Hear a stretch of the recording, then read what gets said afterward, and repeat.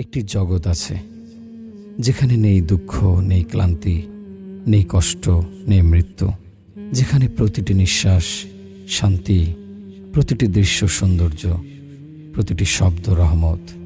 আল্লাহ সেই জগৎকে বলেছেন জান্নাত। জান্নাতে প্রবেশের জন্য রয়েছে 8টি বিশাল দ্বার। প্রতিটি দরজার উচ্চতা এমন, যদি দুনিয়ার পাহাড় সেখানে রাখা হয়, পাহাড়টি ক্ষুদ্র মনে হবে।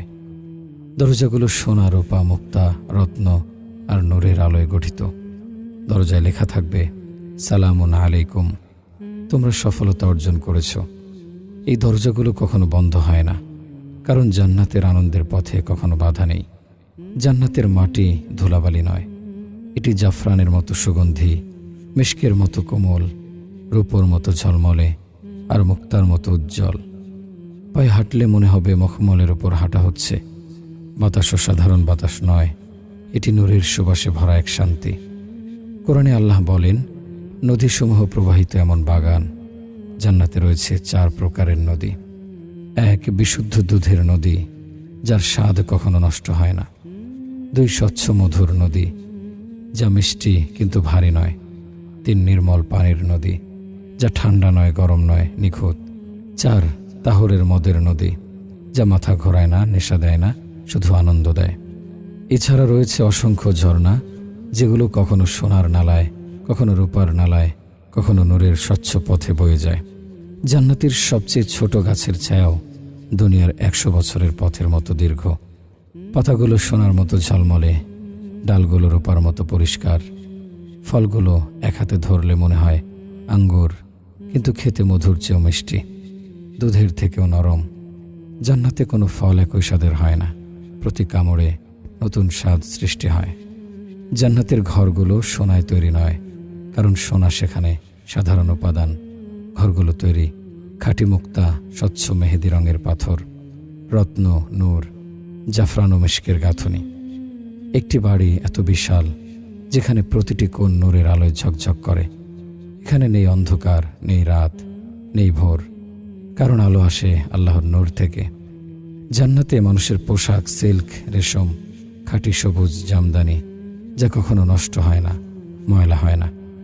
হাতের বালা রূপার, অলংকার সোনার, মাথার মুকুট রত্নের, যা দুনিয়ার সব ধন সম্পদকে ম্লান করে দেয়। জান্নাতে কোনো ক্ষুধা নেই, তবুও খাবার আছে, শুধু আনন্দের জন্য। যা চাইবে সাথে সাথে হাজির, যে ফল চাইবে গাছটি মাথা নত করে সামনে চলে আসবে। এক ফল কখনো একই স্বাদের হয় না, প্রতি খাওয়ায় নতুন স্বাদ, নতুন অনুভূতি। আর পানীয় এমন পানীয় যা চোখে আলো আনে, হৃদয়কে শীতল করে।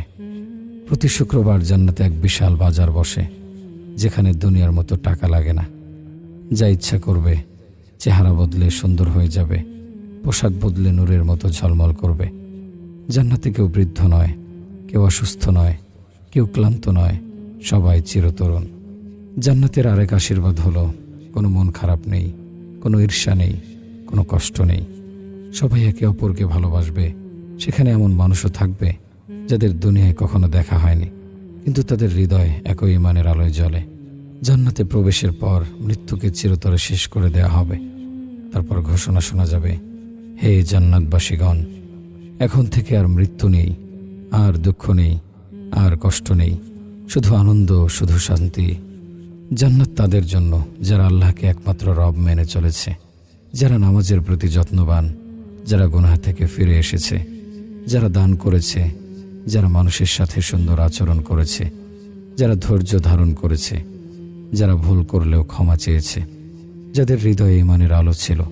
আল্লাহ বলেন, আমার রহমত ছাড়া কেউ জান্নাতে প্রবেশ করতে পারবে না।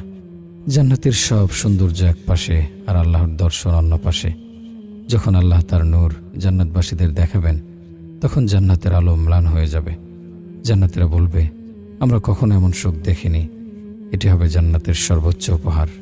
জান্নাত কল্পকাহিনী নয়, এটা আল্লাহর সত্য প্রতিশ্রুতি। এই দুনিয়া ক্ষণস্থায়ী, কষ্ট সাময়িক। যে ঈমান নিয়ে বাঁচে, ভুল করলে ফিরে আসে, আল্লাহকে ডাকতে জানে, তার জন্য অপেক্ষা করছে নূর, শান্তি আর চিরস্থায়ী সুখের রাজ্য জান্নাত।